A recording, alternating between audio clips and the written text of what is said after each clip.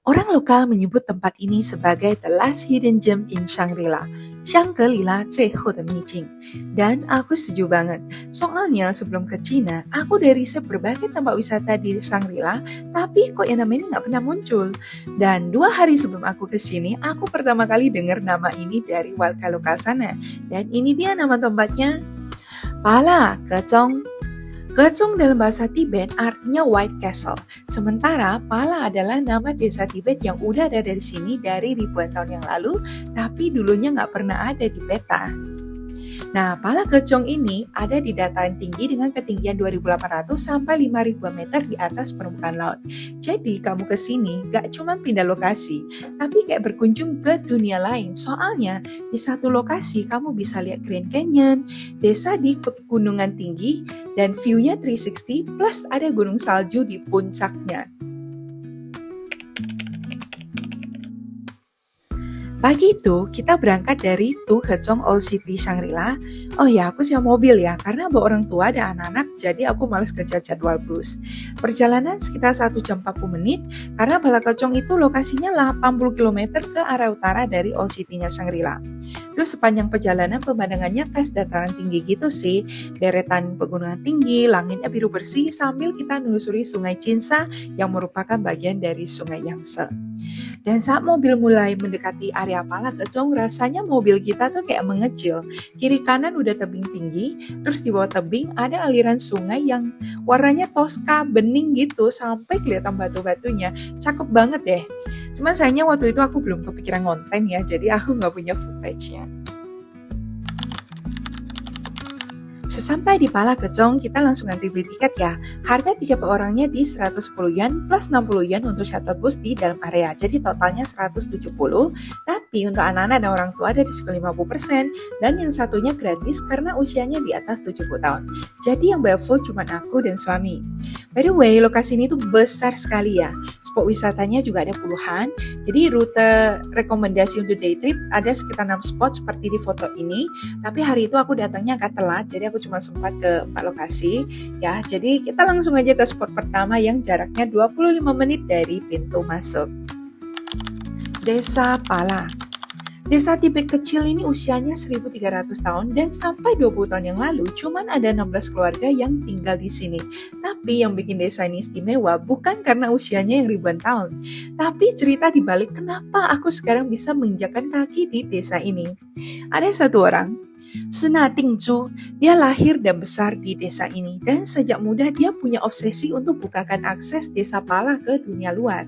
Soalnya waktu dia kecil, matanya itu harus buta sebelah karena ketika dia terluka, perjalanan ke kota memakan waktu 5 hari 5 malam dengan jalan kaki. Udah jelas gak ketolong. Nah, tapi dengan satu matanya itu, Sena Tingju pertama kali melihat dunia luar yang dia gak pernah lihat. Lampu warna-warni, berbagai jenis barang yang dia nggak pernah tahu sebelumnya. Akhirnya dia bekerja keras meskipun awalnya juga ditentang keluarga sendiri sampai sempat diludahi oleh warga Pala karena mereka salah paham sama niat baik beliau. Dan syukurnya meskipun dengan segala lika-liku perjalanan, Sena Tingju berhasil membukakan akses Pala Kecong ke dunia luar pada tahun 2008 untuk pertama kalinya. Karena setelah itu terjadi lagi gempa, akhirnya jalanannya terputus lagi, rusak lagi, dia harus perbaiki lagi. Baru benar-benar pada 2015 dibukakan kembali. Tapi baru jalan beberapa tahun udah COVID, habis COVID ya sepi kan. Jadi memang nggak salah kalau Pala Kecong ini disebut hidden gem karena kamu bisa lihat dari footage turisnya itu masih sepi ya, jadi belum banyak yang tahu juga hidden gem yang satu ini. Oke, kita lanjut ke spot kedua, Shambhala Stupa. Nah, yang mau ke sini itu ada tiket tambahan 75 yuan per orang ya untuk naik busnya. Soalnya perjalanannya juga agak lumayan jauh, 40 menit lagi untuk naik ke atas. Jadi untuk yang buru-buru memang nggak bisa.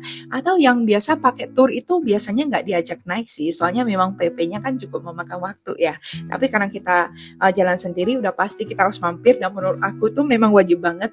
Apalagi kamu datangnya pas musim salju kayak aku. Nah, ini perjalanannya meskipun 40 menit tapi karena view-nya cakep ditangkap ya nggak berasa gimana-gimana juga. Terus setibanya kita di Sampala Stupa, kita langsung disuguhi view deretan gunung yang bentuknya kayak stupa Buddha. Dan itu bukan dipahat, bukan dibikin, memang terbentuk secara alami. Dan at this point, itu ketinggiannya ada di 4.250 meter di atas permukaan laut. Dan lihat, pas aku datang saljunya masih tebel-tebel banget, jadi enak banget buat main. Nah, terus ini juga ada snow tubing, harganya hanya 30 yuan atau sekitar 75.000 rupiah lah per orang. Udah ditarik 2 putaran besar mengelilingi area Sampala. Jadi menurut aku tuh worth it banget ya, soalnya kamu kalau main salju di negara lain itu harganya kan bisa sampai jutaan.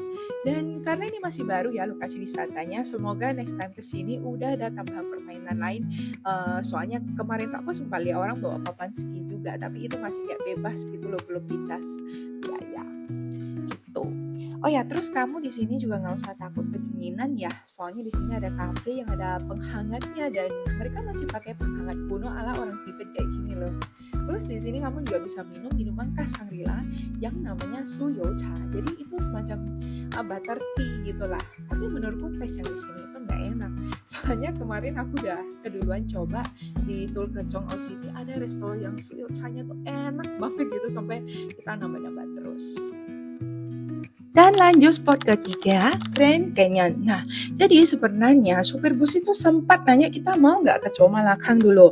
Tapi kita satu bus pada jam nggak mau. Tuh supirnya kayak, hah? Yakin di sana tuh ada ini loh, anak itu loh. Oh ya, aku lupa cerita. Si Pala Kecong ini full masih dikelola oleh orang desa Pala sendiri, termasuk si supir bus yang jual tiket itu semua orang lokal. Makanya si supir tuh kayak agak kecewa, kenapa sih turis-turisnya nggak mau mampir gitu loh, padahal menurut dia itu bagus. Tapi anyway, karena kita pada nggak mau, dia tetap nurutin kita dan tetap sopan, terus kita diantarin ke Grand Canyon. Nah, sesampai di Grand Canyon, kita juga dikasih waktu 1,5 jam buat explore. Di situ ada jalan jembatan yang menelusuri canyon, panjangnya tuh sekitar 2 atau 3 km gitu ya. Terus kamu pulangnya itu bisa naik ban nelusurin sungai canyonnya itu.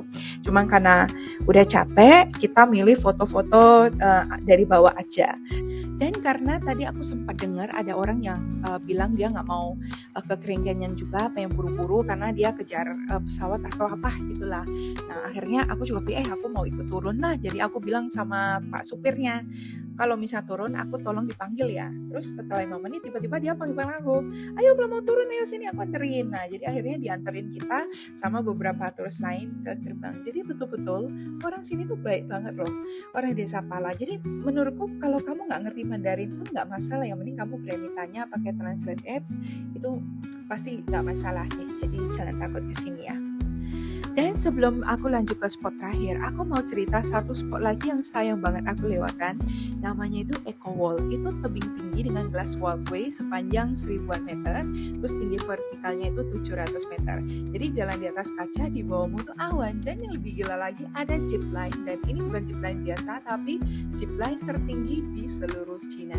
Tapi ya tentunya aku nggak bisa ya karena bawa anak-anak juga kita takut. Jadi kalau misalnya kamu yang suka adrenalin, this is for you. Oke, sekarang kita boleh lanjut ke spot terakhir, pohon bodi. Nah, ini umurnya 3000-an tahun dan ini bukan pohon bodi biasa karena dia nggak tumbuh tegak, tapi tempel di tebing batu, cabang dan daunnya menyebar di permukaan batu kayak burung merak yang lagi pamer bulu. Nah, lokal menyebut ini sebagai Phoenix Body Tree. Dan ceritanya bertahun lalu di salah satu cabang muncul bentuk yang persis kayak tangan manusia nih seperti ini, dan ini tuh muncul tiba-tiba dalam satu malam. Orang lokal nyebut itu sebagai tangan Buddha dan mereka percaya kalau misalnya kita sentuh itu akan bawa kemakmuran, bawa hoki gitulah ya.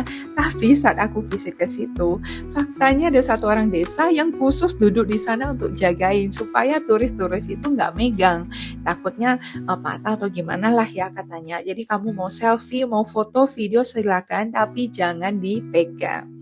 Terus menurut legenda Tibet, Buddha Sakyamuni sendiri pernah istirahat dan meditasi di bawah pohon ini loh. Terus sampai saat ini pun warga desa sangat percaya dan anggap sakral tempat ini. Dan sebelum exit dari pintu utama, aku lihat lagi foto dan cerita ringkas Sena Tingcu di dinding. Seketika, dalam hatiku tuh rasanya kayak bersyukur banget. Aku bisa dikasih kesempatan lihat view seperti ini di Palakecong. Dan dari lubuk hati terdalam, aku sangat berterima kasih sama Bapak Sena Tingcu yang milih untuk gak nyerah pada nasib, gak nyerah sama keadaan. Padahal aku kesini tuh gak rencana sama sekali. Kesini tuh karena waktu itu mau naik Glacier Ropeway di Jet Dragon nggak jadi karena cuacanya jelek, padahal udah beli tiket ya. Terus si supir tuh kayak nawarin, mau nggak ke Palakecong aja, lagi salju. Terus dia promosi habis-habisan, sampai aku sempat sanksi, orang tua juga sempat ragu kan, tapi bersyukur banget akhirnya milih datang. Kalau kamu juga suka cerita hidden gem kayak gini atau suka explore jalan-jalan sendiri nggak pakai tour kayak aku, subscribe ya. Aku lagi banyak share soal liburan ke Yunnan dan China, dan next juga bakal ada konten Jepang sama Indonesia. See you di journey berikutnya. Bye-bye.